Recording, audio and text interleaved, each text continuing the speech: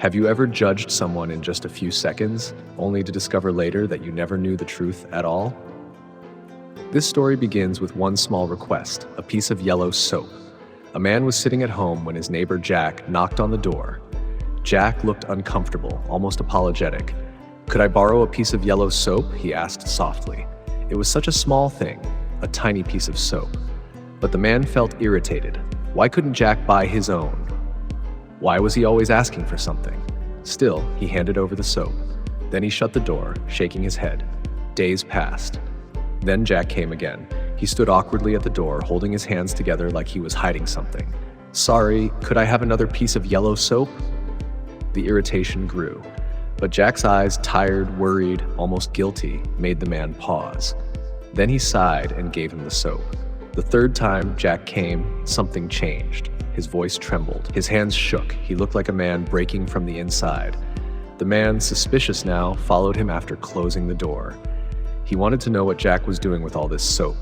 But what he discovered wasn't what he expected. Jack wasn't wasting the soap. He wasn't selling it. He was using it to clean a tiny, broken room that barely qualified as a home. The place smelled of loneliness, silence, and years of struggle. Then the man understood. Jack wasn't borrowing soap because he was lazy or irresponsible. He was ashamed.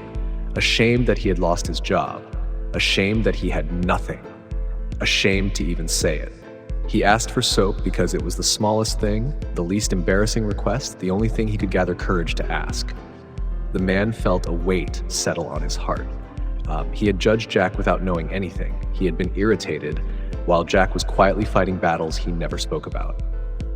He walked back home with a new heaviness, the kind that comes when you realize someone's pain was hidden right in front of you.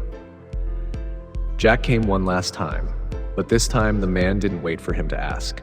He smiled gently and handed him a full bar of yellow soap. Jack froze. Then he looked up with eyes that carried gratitude and a lifetime of unspoken sorrow. In that moment, the man understood that sometimes people don't ask for help because they want something. They ask because they have no one else. If stories like this make you think, make you feel, or remind you to be kinder in a world that rarely is, then you're the kind of person I create for. Subscribe because the next story might touch your heart even deeper.